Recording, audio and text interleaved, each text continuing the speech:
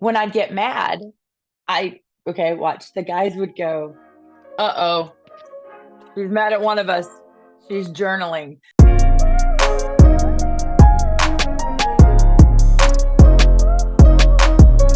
Hey, this is Deb, and of course, this is Happy Hour with Deb. And today I have, hold on to your seats, ladies and gentlemen. I've got this beautiful, badass singer, songwriter. I know you play the violin, you play the guitar. I know you've worked with fabulous people. Rachel Stacy in the house today. Hi, guys. Hi, Deb. It's so good to be here. Such an honor and a pleasure to have you on the show. Thanks for having me. Oh, please. I feel like you're going to be a reg on this show. I feel like you're going to be a regular. Let's get into some music, right? How'd you start this? Artists they're born, like it's something. Somebody put an instrument in their hand when they were little. They heard one song that changed their whole life. Tell me your story. So, the short of it is that, I'm at my family's house right now, near Nashville. And my mother was a piano player, upright bass player, guitar player, all the above. And she was an artist. And I remember being 2 and 3 years old and being in the bars with her. I was her tip girl. It was child labor, people, child labor. I swear to God. Don't, and anybody in HR, please delete that. Just believe, no. But and it was okay back then to have a baby in a bar, I guess. But no, I'd sit back there and it was lots of fun. It was it was a Holiday Inn circuit or something like that she used to do. And so I just caught the bug. And about 6 years old, they bring the symphony to school day, and I came home with a violin. Now, let me back up a little bit. My mother had me in pageants at a very young age because I danced. I started out tapping. I can't even see you as a little pageant girl. No. People are like, you were a cheerleader? No, you were a cheerleader? No way. But I'm actually a rocker at heart. But here's the line for this. I'm too pretty to be a cheerleader. I'm gonna use that from now on. I'm too pretty to be a cheerleader. But I started very young because I just started the arts very young. I was dancing and singing. My mom had me a dance at 3. I was singing very young, where my family was encouraging it because my mom sang.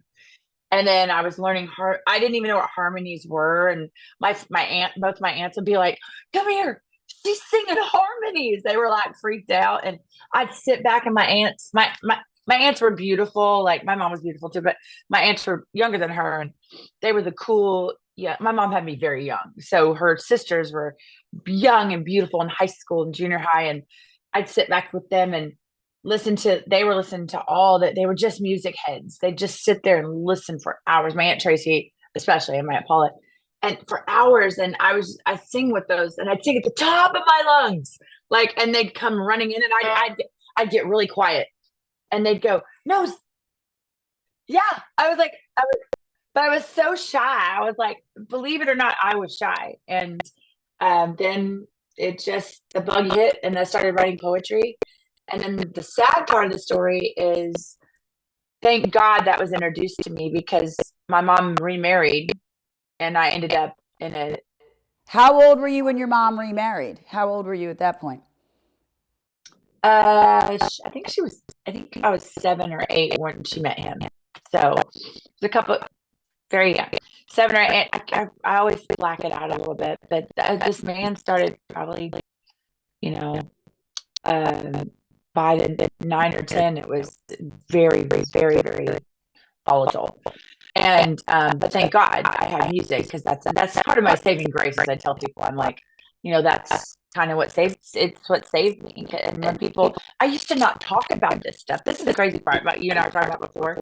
I used to not tell anybody this. I was very shameful that I had grown up in a family like that.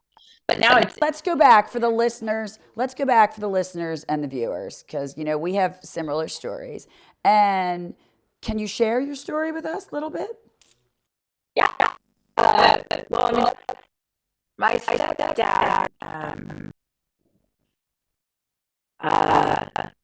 started kind of smacking me around a little bit. And then I was, it just got really, really bad. And then by the time I was 12, 11, probably 11-ish, the abuse was so bad that, it was beating me so bad. And I used to have a hard time telling people that I was a child with that, because, to me, that was like poverty and like we're scum of the earth, and we don't talk about that. And then The guilt, the shame, did your mom know this was going on? yeah, mm-hmm. And she was getting beat too. So, I didn't know that, and it took many years to get the therapy of it. We're behind the scenes, we talked about this. And I was basically in a controlling, volatile environment. I never learned to be safe. I never learned how to, I knew my mom loved me very, very much, but it was an environment that a child had to grow up very quickly. So I learned survival skills, and then Living in fight or flight your entire existence, you go from day to day just surviving. Like you're always on thinking, I made it through today, how am I going to get through tomorrow? So all the other emotions and thoughts are just pressed so far down because all you know is how, like, you're wired to survive. When did you start, it got so bad, and I know we numb the pain, right? Like we're like, I just can't. Your mind works in this way that you're like, I gotta shut it off. I gotta shut it off. I gotta shut it off. So I mean, everybody has done. That's just, they go hand in hand. that's interesting you asked me that, because I was thinking about this just the other day. I was like, really hard to explain when I started numbing, because I think I started numbing with other things way before drugs and alcohol. You know what I mean? Like, I was addicted to work and school. And anyone who knows me, I was in like every club you can imagine. I was like, people were like, "Oh my God, you're a cheerleader, you're this." And I'm like, it's not because I wanted to be, it was because I didn't want to go home. I was like, it was my safekeeping from going home. And then, I have abandonment issues from like my blood father. I mean, I'm really your typical on paper, oh my God, I'm surprised she's not on the streets. I'm not kidding. But I learned all these survival skills. Same thing, my friend. Same thing. It's just. And you get, oh my gosh, and you get at me so much. But I think I started using, and ready for this, for everything I just told you, I didn't even know I was coping through drugs and alcohol. Didn't even know. The time does. I think when your mind's in flight or flight, it's like anything to give that just some relief somehow. So you don't know. We just don't know. Yeah, and for me, I'm in a program of recovery, and until I got into trauma therapy and therapy at all, I really didn't understand first of all, how complex my disease is, and how simple it is to stay if I'll do some work. But I did not understand that everything between my ears had been trained from childhood tragedies or whatever. I did not know that. And I thought I was like this really cool rebel chick out in LA, especially. I was like, yeah, I live in Hollywood. And I'm like, little Rocky. Right. Well, let me throw a statistic at you. People who have let me throw a little statistic at you. People who have unresolved trauma make 95% of their daily decisions from a trauma response. That is how from what you put in your coffee to who you have in your circle. That is unresolved trauma, right? It's just one, I love the coffee mug. It's just one of those things, right? Yes, love that. But it is very, very true. So at what age did this start to get really bad? Okay, that's what's so strange. I started drinking 14, and I tried alcohol at 12, like in my parents' bar in our house, and it was gross. It's called Cold Duck. Ugh, God. Gross. No, never drink. I was like, what am I doing? And then of course, like 14-ish, I was already drinking blackout. I didn't even, and that took me many years to admit that. But so for about 13 or 14. And then, for then it was because I was trying to like, the hot guy was drinking, like, oh my God, I'm drink, and then Those, those years, those volatile years with, yeah, yeah, I get it. I was trying to stop drinking in high school, meaning I'll never forget one of my dearest friends was Mormon, did not drink, and she was popular as our group of girls. And I'd watch her. I'm like, and she had this great childhood. It was just I knew a lot of my friends, which I compare. Unfortunately, I had a lot of friends with great childhoods, but I lived through them because Did too. I did too. Yes, I did too. I think it's because we wanted it, so we attracted it. Yeah, and I think watching her, I'll never forget like my junior year watching her going, I want to be like Dawn. She doesn't drink and she's still just as fun. And I tried for several things. And then I remember we were at a party one night and because we're in high school, whatever. And I couldn't not drink. I now look back and it took me many years to recognize this, but I couldn't not drink to social lubricate. I couldn't I had to fit in. I had to talk, and I had no social skills. I had no social skills because I was Right, because scared to. we're taught these at such young ages, right? So that's the liquid courage going down, you know? I was in a band called Liquid Courage out in San Francisco, and I'll never forget. I drank and partied so hard with those guys, and and it is part of my story now. Even though I'm not like a recovery advocate, I'm not out there pushing recovery. Like my song's called "Empty Glass." I mean, it's Gary Stewart and Dean Dillon's hit to me, but I released a song to show how I felt before I got sober. And, like I said, I'm not out there pushing everybody to get sober because not everybody has a problem. It was killing. It's my problem to deal with, right? Exactly. But it was killing me. And if you and I talked about earlier, if I can help one person not feel the way I felt and get some help and or just recognize it, because a lot of times it's recognition that there's a problem. You can fix it. Because so many people just they're and I understand it's a survival skill. They're like, I'm fine. I don't want to talk about it. I'm fine. I'm fine. I'm fine. Like I have clients tell me all the time, no, I'm fine, and I'm like, okay, just you let me know when it's not working. Right. Or we come to therapy and lie. Why am I paying for therapy and lying? Because I'm in therapy to get help. And I I honestly, to be honest, if my verbiage nowadays is non-victim. Like I'm like, wait, if I can hear that coming out of my mouth, I'm like, wait, okay, I'm acting like a victim right now. I'm absolutely not going to do this to myself. And how, for you and I are talking that again, I'm all about the women, helping women. That's why I wore my shirt for you, Deb. But it's also that way. I'm so excited to meet you. You have no idea. I'm just so excited. But Yes, thank you. You don't even know. I'm like a little starstruck, so give me some grace. I'm a little starstruck. Absolutely. Now we're ride or dies. now we're right or die. So like right off. But I'm telling you, you get me, right? We talked before. You get me. So then I work with somebody else, and not everybody has the childhood situation I had, but I don't want to be made, I don't want people to feel sorry for me.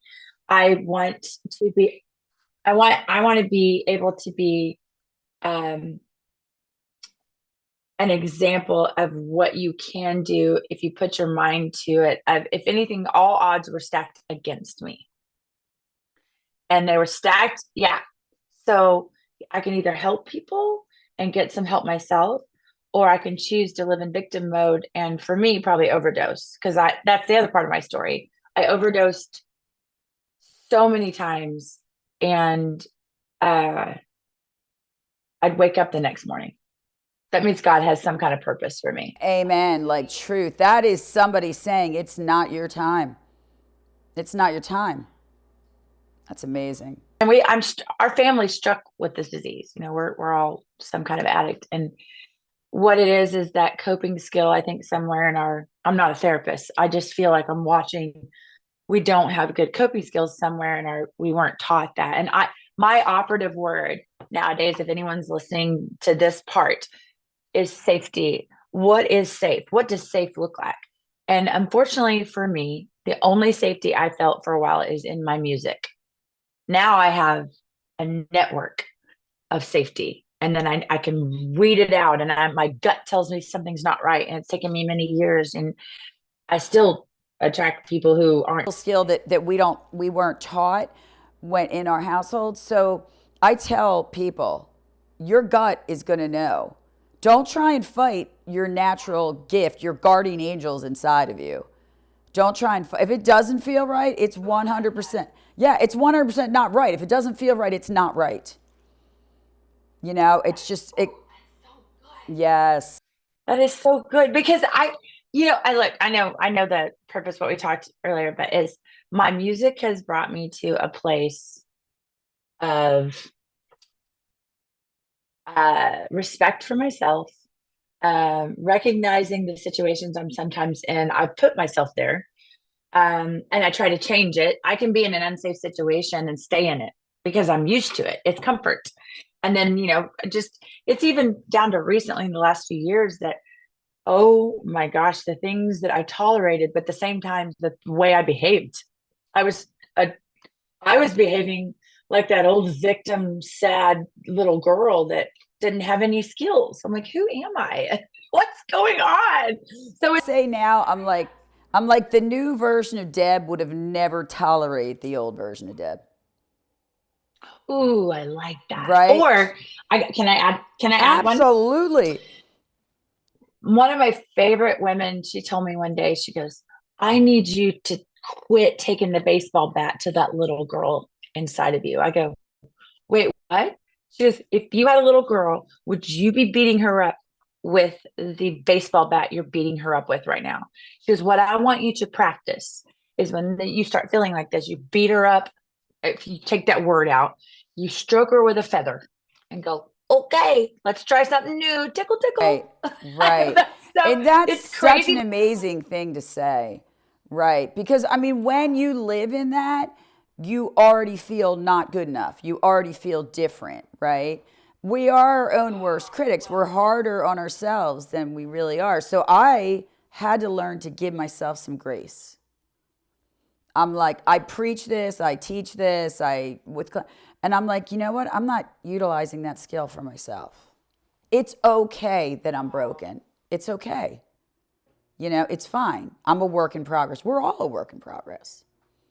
Work in progress, and that progress, not perfection. And I guess it's like talking about it and then realizing sometimes I'm on a interview or podcast and I forget that I'm there and I go, oh my gosh, it's because I'm connecting with the person across from me that we've been there before. Like you, it's that work in progress. I become better. For instance, surround yourself with the winners. You've heard that before, right? And I had surrounded the company you keep, and I know if you're way younger, and I used to hear that, I was like, okay, I was like, oh, trust me. Now it's like, But those were the same people that were feeding into my bullshit. You know what I mean? They weren't bringing me up. They weren't bringing me up. okay, yes, perfect. Okay, so music sense. Watch this. For a little while, I was working with some less skilled musicians. Okay, because I wanted to help them. I wanted to give back. What I was doing is I was falling backwards. My skills were going lower. I was in another codependent situation trying to help You were morphing into your environment. That was your landscape. You were morphing right into it. And even look, you cannot polish a turd.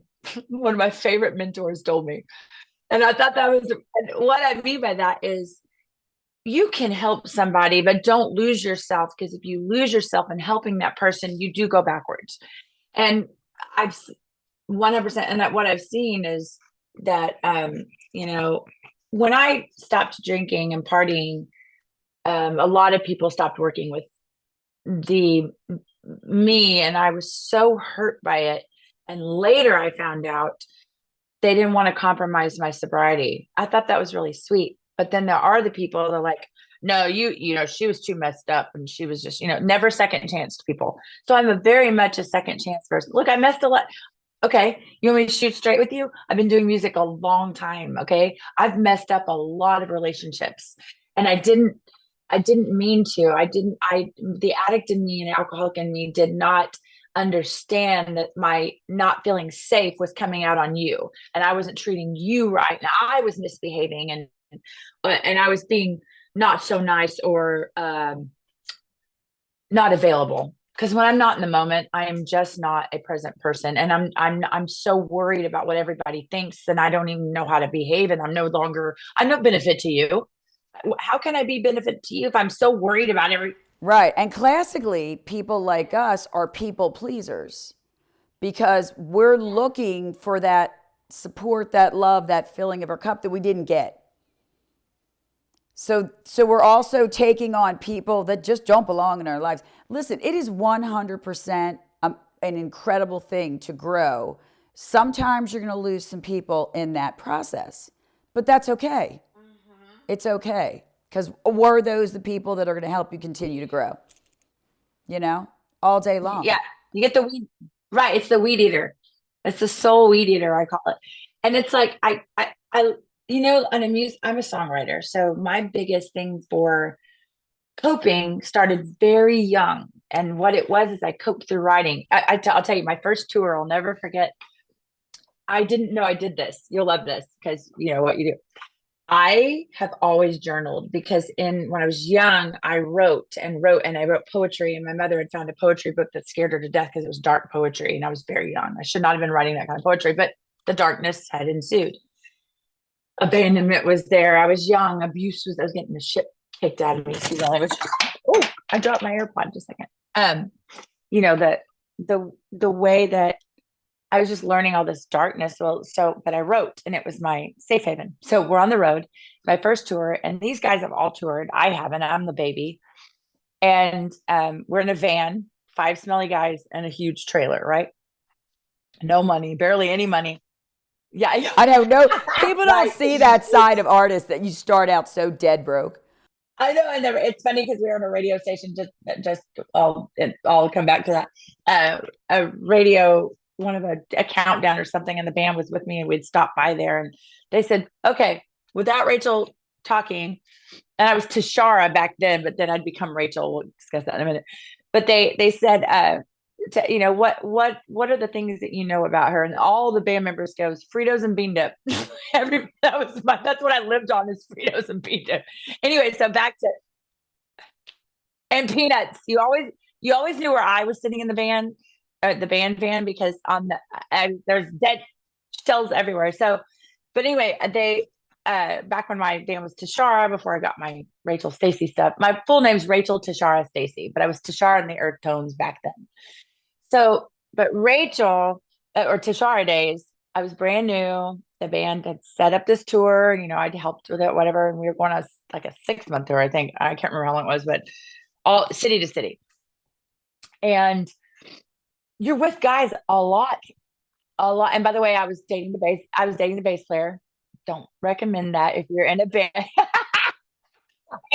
I ended up dating the MD of our band. So, and I fell in love with him madly. And I fell madly in love with him, and it was toxic because I was toxic, So when I'd get mad, watch, the guys would go, "Uh-oh, she's mad at one of us.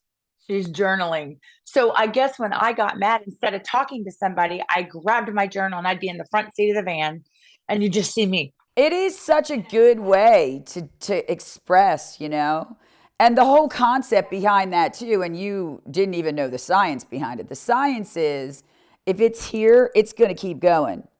So get it out. like take that burden off your mind.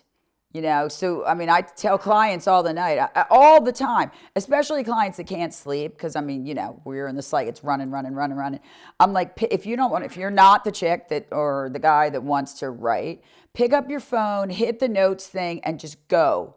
Let it go. Get it out of your mind so that your mind knows it's a time to shut down. Like, we need to train our minds that there's a time to worry, there's a time to fix, and there's a time to shut it down. So pick it up, notes, get it out. The whole point is to get it out of here and somewhere else. Wow, I like that. I didn't even know I was doing that. Unless you have a therapist living in your bedroom, then that's a whole nother thing you can do. But yeah. Buddy up with a therapist, yeah, exactly. I don't even know. But yeah. Well, and I think. And that's the whole point. But that's so beautiful. You were learning a coping skill when you didn't even know that you had to cope. Not at all. That's so beautiful, though. Well, have you heard of The Artist's Way by Julia Cameron? Years ago, okay, remember, I was already a journaler. So here I opened this book, do it for the first time out in Hollywood with a big group of actors and musicians. It's a 12-week thing you do. Girl, I could not believe it said to journal every day for 3 pages. And I was like, I had one of my mentors go, you're not allowed to go past 3 pages, because I would do 20 a time. I would just vent. I'm like, is that my presidential speech? Like, but when I need to get it out, that's what I do. When I need to get it out, when I'm feeling overwhelmed, because like I said, we're a work in progress every single day. I have to write it down. And when I start that first sentence, it's like tears on paper. It just goes and goes and goes. And then when I'm done, I'm like, yeah. And then when I'm done, I'm like, God, I feel so much better. I'm like, look what you've come through. There's nothing you can't do. Wow. I just put this down, by the way. I'm not getting on my phone. I put tears on paper. Wow. So I will credit you. If this goes into song. Okay. I promise. We got it. Yes. I know. Let's do it. But I think one thing I noticed about what you do and how you help people is I feel like the example I live in music and not killing myself. Because what people don't understand is what I want to be very clear about. The disease that I live with and that some people live with is louder sometimes than logic. And louder than logic basically tells me, you know what? I'm not going to put this on paper. I don't want to talk about it. Let's just do this. Let's pretend like it never happened and just feel like I see nothing. Yeah. Yeah, absolutely. We're going to dance around that. Head in the sand. Yeah. Head in the sand. Amen. And I'm going to go grab a bottle of Chardonnay and some gummy bears, and those gummy bears are going to talk me down. They're my best friends, right? And all that's doing is prolonging the pain. That's it. All I did was push the fucking pain off till the next day. No kidding. Okay, Deb, I went to the doctor, and I'll never forget. I told you I've danced my whole life. I ended up tearing a hamstring. And then I pulled my neck, and ballet and tap and jazz will do that to you. And then I was also a gymnast, and I've just done it my whole life. My mom had me and everything. Well, at least you got some talent from your escape route. I like that. I like your escape plan was you've got some talent out of that. I mean, that's beautiful. Well, if you look at the history of theater, which is here's some of my college education coming out at UC Irvine. Thank you, Anteaters. Look at the history of theater and music. It came from pain. It came from society treating certain race groups terrible. Yeah. So look at Shakespeare. All the way back to the joke. Right. Exactly. Okay. Yeah. Or gestures, or the king and queen need to be entertained, or the traveling medicine people. Yep. I mean, they wanted to they were thespians or musicians or whatever. Exactly. Totally valid. What I learned. Yeah. So the coping skill for me became more of a, my music became a survival. until it became professional. And then it was professional and I had to do it for a living. I didn't deserve it. So Wow. all these great things were happening. And then slowly I was sabotaging them because I was scared of success, which I tried to teach people. Now, don't give up, keep getting up. Someone Right. told me, I was on a Exactly. conference call the other day, and someone I admire and look up to, he looked at the other CEO and they were talking, and he's on Zoom and he points across the screen and he goes, "That girl has more drive than anyone I've ever met." Right. I'm And in telling my you, head, I was same like, thing. But I still struggle to this day with I'm not good enough. Am I really worthy? Like, is yes, anyone gonna, who cares? No one's gonna look at me and listen to my, still. So, you know what I do? still, In the morning, I what? wake up and instead of being like overwhelmed, what I'm like, I'm grateful for this, I'm grateful for that. And I only surround myself with people that are in this high energy, like I didn't think I had any potential at all. And then I started working with these guys Wow. and they're like, Yep. she's a fucking badass. She was meant to do this, you know what I mean? So, and then, but it's a slow when you're not used to getting the encouragement when you're a child, you're still a little, little gun shy. Yeah, because you're safe. It's that operative word. I didn't feel safe. I have to tell you, the really strange thought about you saying that is I've had a lot of success. I've had a lot of failures. Absolutely you have. Yeah. Um, just recently, I was talking to somebody in my recovery side of my world, and I said, I struggle with I can write a good song and overthink it because I don't think it's good enough. I bring it to my band, they approve it. They're like, "Oh my God, that song is amazing." I can be sitting in a meeting, which I was last week, from a Right. song that's we're getting ready to go in the studio and cut through a whole business thing about women and being beautiful I love this. inside. Right. These people came to me. They want the song. We're doing this business stuff. I can still go, I'm just not good enough. All the success is happening. Same. All the stuff's happening. So Same. my Same. point is, Bill Mack, if you remember who Bill Mack is, he was the Midnight Cowboy. Yep. I talk about him a lot because I'll never forget him telling me this. They'd hook me up with Willie Nelson. I They know. did Great. all I the know. I was things. reading back. You've done some incredible, we've worked with some incredible people. Yeah, it was my bucket list. And then Billy's the son. Billy and April, at the time, they were married at the time, they're divorced now, but they were the radio hosts for Bill Mack. And then I started sitting in for Bill Mack and Billy and April, and they hooked me up with Willie Nelson. Willie called on the phone and asked me to be Awesome. his guest. And I mean, I almost peed my pants. I really did. I But it was like, bet. what it was is here I am involved in their family. And Bill That's Mack amazing. said, you know, um, I've got these songs for you. I don't know if they're good enough. I'm like, oh my God, he wrote Blue Leanne Rhymes. He wrote Drinking Champagne, George Right. Strait. Telling me that Right. he Right. didn't think they're good enough. I was like, he Right. wrote many other things too. I was like, and it was my first sight into like, wait a minute. Oh, and even like Lemmy from Motorhead and Slim from Stray Cats are part of my story out in Right. Los Angeles. Even they would say things that struck me as like, well, you guys are badasses. Right. Why do you have an insecure moment? And I went, oh, that's because we're artists. Right. The bottom line is I'm an artist. I We create all have some happiness. demons. Like we're all slaying demons all day long, Yeah. And Ooh, that's what makes us human. slaying demons. That's what makes us I've got my human. sword out. I know, right? But Constantly. This is what I I teach think my clients. I'm like, stop. You don't need to put, there's situations where you got to put the sword down. I'm yes, like, because you're ready all the time, just put it on the ground. I promise you, I like that. you will know the time to pick it up. But you're looking to just keep swinging it all the time. And that's not working. Yeah, Put it it's not down. working. Yeah, very true. Wow, Let's well talk said. some And I music. think, When you're done, go finish yeah. your sentence. No, I was just gonna say, I was adding on to what you're saying is that my sword sometimes is my protector. And what Yes. happens is that's called insecurity. And Yes. then I can end up running things. I'm human. By the Right. way, if you don't think people get mad at each other and you don't think people argue Right. and Right. that's not right, and you're literally telling people it shouldn't be this hard, Right. um, Yeah, sometimes life is is hard. really, I say that all the time. I'm Sometimes, like, life is rough. We need tools to navigate the roughness.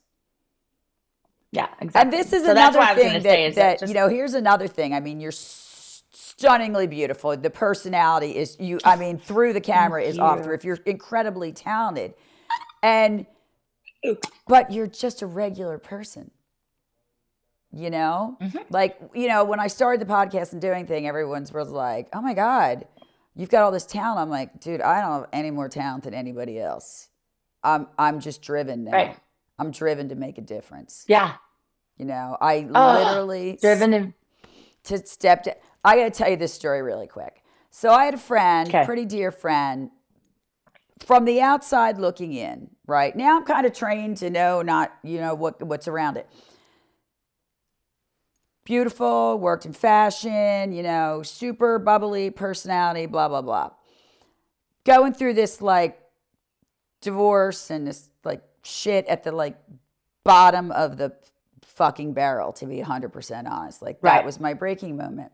And she said to me, the second you get the fuck out of your own way, your entire world's going to open up. So true. Oh my God. I'm literally was like, is she talking? What the fuck? Oh, Right. Now, let me tell you what this brings. She committed suicide a few years later. She was so good at hiding the stuff, the insecurities, the you know what I mean? And the immediate thing that I could think of is, why did I not recognize her pain? How could I have been wow. so blind to not see the actual hurt that was in her? Wow. Yeah. It's a pretty crazy story, right? And I think You know, about this on a so daily basis. so have you seen that kind of commercial or whatever? It's the two guys. It's about suicide awareness, or and it's two guys, and they keep going to a game. They're in Australia or somewhere, and Right, right, right. they keep going to a game, and it's the two guys, and then one looks really depressed. He's like, "Okay, okay," and his buddy's up, and he's cheering, and he's like, "This is awesome!"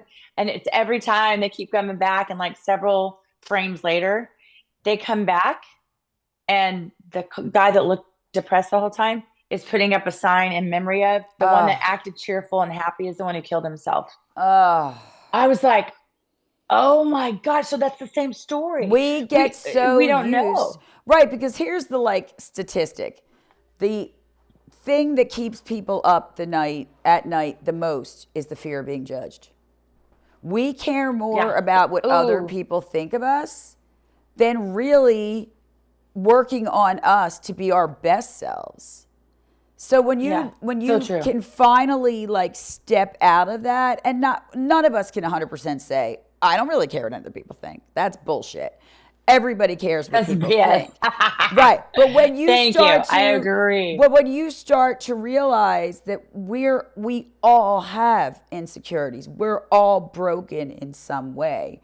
And we're so much better admitting it, owning it, and trying to help the next person.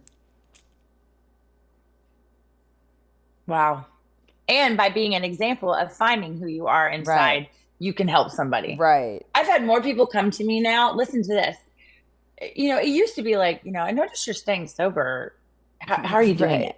Right. Now it's like, you just seem so much happier. Like the lights come back on your eyes. And like, you know, uh, my sister my sister, my mom said the other day, like, you got in your my nickname was always Lucille Ball because I was always cracking people up, like Yeah. I'm making real funny. And because I love for people to laugh. No, me too. I Same. love for people to laugh. Best And medicine in the world, humor. it's the best medicine. And I can, I think I get real caught up in being Lucille Ball a lot and forgetting, or people get caught up with me thinking I'm going to be Lucille Ball. So when I act very business and boundary like, they don't know what to do with me. Right. And so I'm learning in my life. I was trying to tell someone the other day, I go, because I am a businesswoman. Yeah, absolutely. You're an This is what I entrepreneur do. or you're an I'm yeah. in I'm in the music business. You said, let's talk music. I'm in the music business, Right. but I still want to bring joy through my music. I make a living doing music. So I have to have my wherewithal. And if I'm drinking, drugging, whatever. Right. So when people come now and You're like, not how are you 100% on your doing this? I'm game. like, yeah. And Truth. I'm like, they're like, how are you doing this? I'm like, I lean on mentors. I can't do it alone. That's the No. bottom line. I cannot do this life alone. I cannot Right. do my career alone. Right. I can't do what you and I are doing alone. Like, what am I going to And get on nobody and talk should to the have camera to. only? No. Right. And nobody should have to. Right? Like people, the loneliest people are the ones that portray that there's nothing wrong. Oh my God, that's so true. It And is. I did that for a long time. I did that for a very And long time too, where I didn't even like myself. I'm yeah. like, I remember waking up and looking in the mirror one day and being like, who are you? You know? Yes. Oh I'm my like, God, I did that. who are you? Where did you go? And where did you go? Or flip it. I've been like, oh my gosh, everything's okay. Yeah. Something must be wrong. Right. Like, Waiting for the like waiting for the floor to drop. You're like, and I'm still, I like Rachel, I'm not even kidding. Like I'm still to that point where like I I have to know it's safe. I'm not willing wow. to be break again. I can't. I know I'm mentally not prepared to break again. Yeah. Me neither. I don't have another break in me. That's so well said. Same. Oh my God, that needs to be. Oh, wait, hold on. Go, This is go me as girl. a Go songwriter. girl. I don't have another break in me. It's the Wow, truth. you and I are writing some songs. Okay, We are totally That's it. writing songs. But it is so true. Serious. And then slowly, as I was coming out of this with a lot of work, a lot of self-reflection, a lot of shame for the things I did, a lot of guilt for things I could have done differently, I slowly started to get some self-love and slowly started to like the Deb that I was stepping into. You know, and that was just a key moment in my life. You know, that when I was I'm still working on that, Deb. Yeah, oh, girl, I'm working on it too. Like, you know what I mean? Like, everybody we've interviewed has been like, thank you. It was an honor to work with you. I'm like, you've given me your time, your beauty, your energy, blah, blah, blah, blah, blah. And you're thanking me? Like me? Yeah. You know? I'm thinking, yes. I'm trying to get better at that. You're giving. And you're like over there coping. And you know, I do tell you something real quick as far as physical beauty I want to bring up. So recently I was with Lemon Avenue Plastic Surgery, and I'll tell you a little bit of the story. And they did because I played fiddle so many years, my jaw had collapsed. And then they did a lower fifth. We're getting ready to talk about it. It's going to be out publicly that this happened. So you're the first time I'm publicly talking about it too. So I ended up having a lower jaw lift and an eye lift, right? And this is all their recommendation. And they want you to look as natural as possible, right? And they're good friends of mine. Duber is amazing, and Carrie Duber is amazing too. If you ever knew Carrie, she was on the Housewives, and of course she's so much more than that. She's amazing. Oh my gosh, that's great. But they did a behind the scenes with it. They came in the recording studio with me about beauty and why we're doing this and why we think it can help other women and stuff like that, because that's my whole mission. I grew up basically being told I wasn't pretty. Wow. I grew up, the abuse in me, I was too skinny. I was very tiny. I was they called me a string bean. Right. So there was always a focus on my looks. There was always, because I was a pageant girl. Right. There was always a focus on my body, which I was a string bean. I was tiny. I was, which I had eating disorders. I mean, you just name it. I am this statistic. Right. And the good thing is, sister, that's all in the past. You did it all in one shot. Bang, it's over. It's only good from here, my friend. We're only going up from here. It's going up. But the point was, we did it to show the behind the scenes, and I started bawling because I was like, they're like, how are you feeling? And I don't know if they'll air it or if we got it in there, but I started bawling because I was like, wow, I've just never felt, I still don't look in the mirror and go, oh yeah, I'm attractive, because this training in my head is I only feel worthy if I write a song well, I only feel worthy if I work hard. I only feel worthy if I work out and have a little muscle. I only feel worthy if I do my makeup right. It's terrible. It's And the brain is so loud. Back to self-mutilating, what we were talking about. right? Self-mutilating. So It's like we're self-mutilating I constantly. want to teach. I want to teach women. Yes, we can Botox ourselves to death. We can do it Yeah, all. You know absolutely. what? So what I'm hoping is I'm starting to like me. Yes. Not and before I'm talking about before this. Yes. I'm starting to like me. So by the time we did this, it was just like a little upkeep for because we're all aging, you know. Right, exactly. And it was like, and again, it was my fiddle jowl had completely taken over. I'm sure. And I can't it even was imagine. all these things. So learning inside and just adding the outside where we have fun in this life together. Yes. Is like it's the strategy to love yourself inside and outside. Absolutely. And so while I'm doing music, because I only feel worthy when I do a good song or yes. I look at the music charts, I'm like, oh, I'm not climbing fast enough. Yeah, right. You know, I'm not very good. I can't even imagine the pressure of that. Just blew me away. I can't even imagine. I can't imagine the pressure of that. I know Chris Stapleton and I were like right next to each other on the chart, and I was like, oh, give it a day, he'll be like past me. And I beat myself up because I'm like, well, I'm not Chris Stapleton. I mean, come on, I'm not Chris Stapleton. Right. I'm Rachel Stacy. Right. You're dead. You know. Right.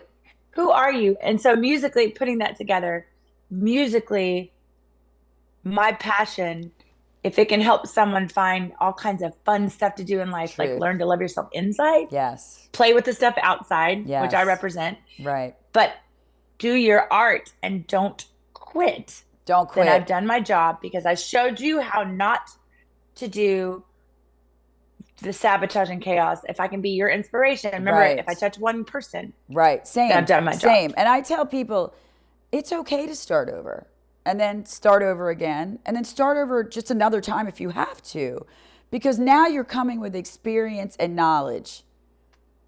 You know, where before you didn't. Yes, where before you didn't know, and that's what I was gonna say too. I did drugs and alcohol. I had hurt my body. I had hurt my insides. I had hurt my brain. Right. And although I've been sober for almost, 12 and a half years. Congratulations. Really proud of you. Thank you. Thank you so much. What it was is like back to the beauty thing. I would drink myself pretty. I drank myself smart. I drank myself intellectual. And what it is now is without all that substance in me, I have to learn to have substance through people like you. Right. Through my music. Right. Hooking up, like I'm in Nashville, I'm working all week, but I've got lunch with certain people, and I reconnect with amazing people to keep us all inspired. Yeah, so we it's can amazing. Continue doing our music. It's amazing. I mean, I feel the same way. Get it? You know, like a lot of my clients have healed me. You know, that they don't even know that through their confidence and their watching them grow has healed my wounds. And I just think that's I love that. Such a beautiful, and it's so true, Rachel. This one point, I'm like, I didn't have a purpose, and I was like, well said. I can't. I didn't either. I can't just exist here. I can't. I have to be an example to my daughter. I don't want anyone to ever say at my funeral, God, she had so much potential. Oh. And I don't want to. Wow. I'd rather I'd rather have you performing and everybody dancing at my funeral than and being celebrating life. Yes. I've told this on many interviews. Do you know what I want my headstone to say? What? She died trying. She died trying. Right, exactly. She died trying because if you're not always trying, then you're not going to make a difference. And absolutely. I'm trying every day to write a hit song. I'm trying every day to be a good person. I'm trying every day to have better hair and good skin. It's a struggle every damn day. I feel you. I am Dolly Parton when it comes to makeup and fashion. Trust me too. So mine's just all yanked back, but no, same thing, right? It's empowering to have long blonde hair. It's a superpower. It's ingrained. It is. Exactly. It's amazing. It's an attitude. If I'm trying to be a good person, a good sister, a good daughter, a good aunt, a good friends. You know, I have some of the best friends ever. I'm a loyal friend. I'm very loyal to a fault. Yeah, I'm that's not good. so Loyalty good in is the male, most important female quality thing. in human beings. Yeah. And you know, that's interesting because I do write a lot of songs about cheating, or I'm getting better about love and stuff like that. But and someone asked me this. Actually, my mother asked me. She goes, "Do you not want to fall in love again?" And I go, "Right now, no. I'm No. scared to death." Not, I it's not said, the but I do time. ask people. I have Wait, can I tell you that my entire crew is like, when you said you weren't ready to fall in love again, they're over here like, what? No. Well, are you looking at You just broke the hearts of my entire crew. Well, what I mean by that is I am in love, but I want to find to love me first, so I can be fully in love with somebody. Right, Because I don't love me like I should. Right. I'm very hard. And you know, this is the whole thing too. Is like I want to come to somebody complete, where we, you know what I mean? Like, I don't want anyone to feel they have to fix me.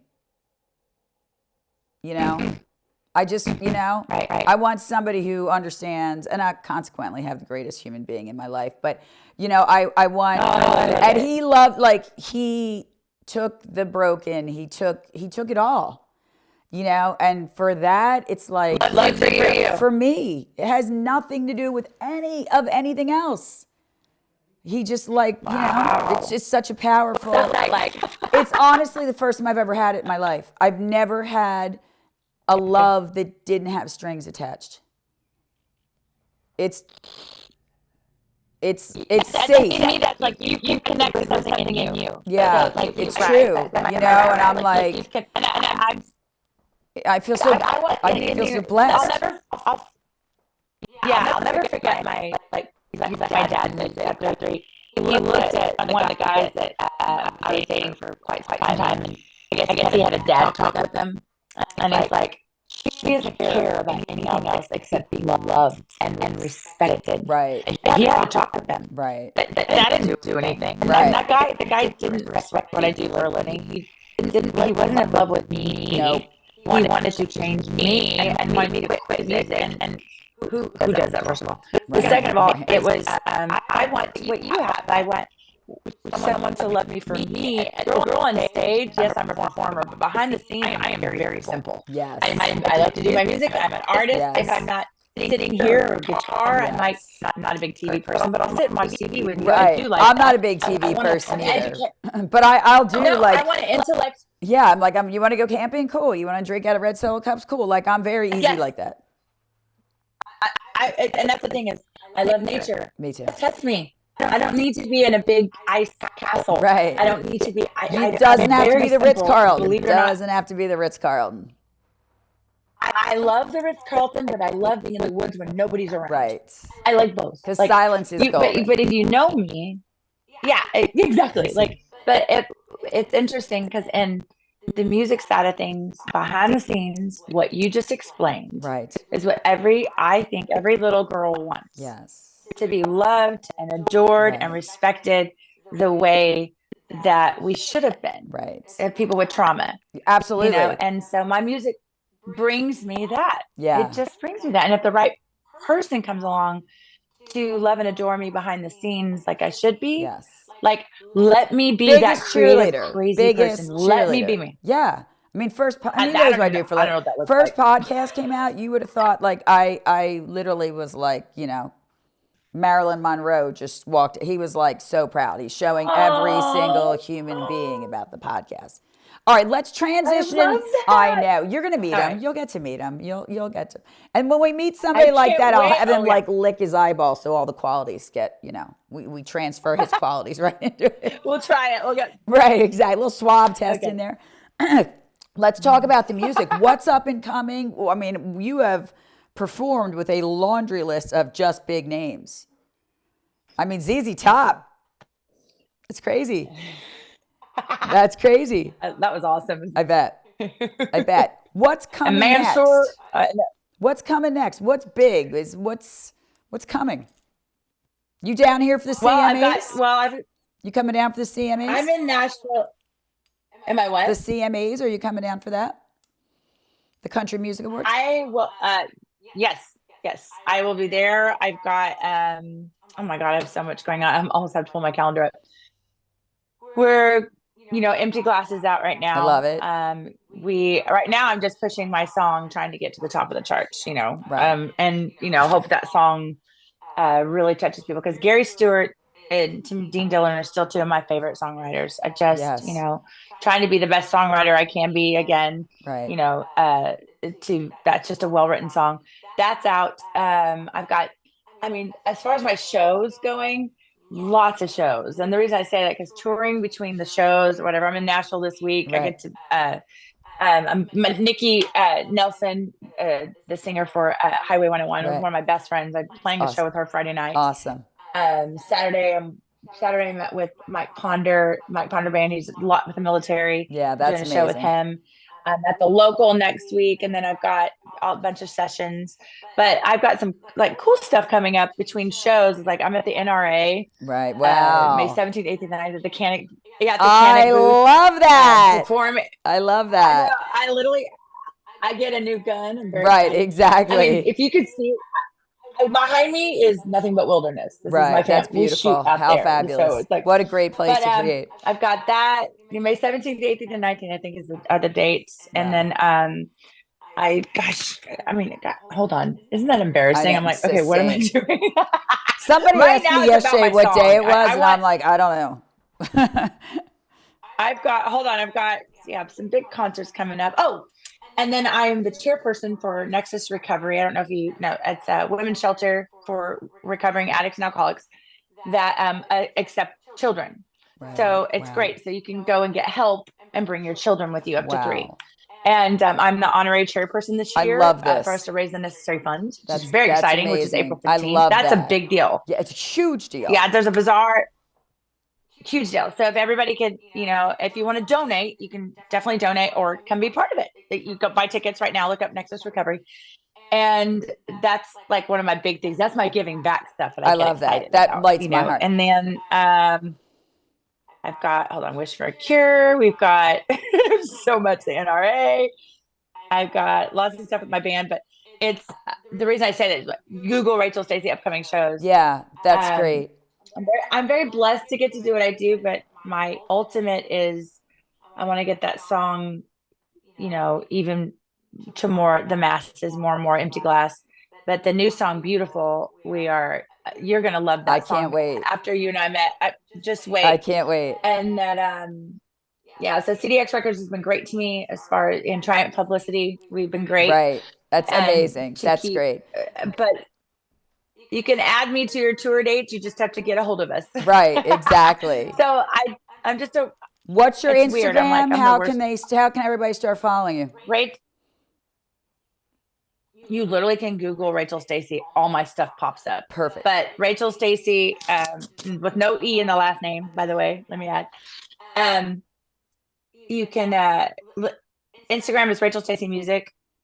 X, Twitter, whatever, Right. is the Rachel Stacy, but mostly everything's Rachel Stacy Music. Perfect. I'm easy to find. And I try to respond. I have a lot of followers, but I try to get in there, even though, and don't get mad, people. I have an automated response. I've had people get nasty with me. Really? I'm like, that's an automated, yes. Right, I'm wow. like, you guys, it's an automated response. Calm down. And there's 50,000 people here. Right, exactly. There's only so many hours in a day. But it's only so many hours in a day. exactly. So, but I try to connect as much as possible. Yeah. And then to join my email list, I really need everybody to join my email list. I'm getting ready to do a lot more updates. What's the website? Do you have a email. website they can go to? RachelStacy.com. The first page will give you everything you need. Awesome. But I mean, honestly, Deb, if you Google my name, you can find whatever platform you want to be on. Awesome. I want to connect with my fans more and more. Just, to be more intimate and be available to help where I can. Yeah, that's amazing. All right. I have to tell you, you were probably one of my very favorite guests. Your energy, right back at you. Your energy, your kindness, your drive blows my mind. When I tell you it is an honor and a privilege that you were part of this, you don't even know. I'm like on fire right now just from talking to you. One last I'm on question. fire for you. One last question. Will you come back and Yes. keep us updated? Yay! I'd be honored. Yes, because we I'm like, love to have you. Yes, I got you. We totally love to have you. And I'm headed back to Dallas soon, so we're going to get some lunch together. Okay, All right. let's do. I'll be back the second week, so let's get Awesome. together. And it was so nice Oh to my meet you. I'm God. honored Rach, that you do this for us. Yeah. No, Oh my goodness. You, so wait, thank you. hold on. You praised me, so let me praise you. Thank you for doing what you do behind the scenes and in front of the scenes, for being the talent that you are and giving us a channel. But we give you a channel, and you get to bring your beauty to us, so we can all come together and be the badass woman in me honors the badass woman in you. I'm humbled. I'm humbled. Thank you, my friend. Thank you for lighting up our day.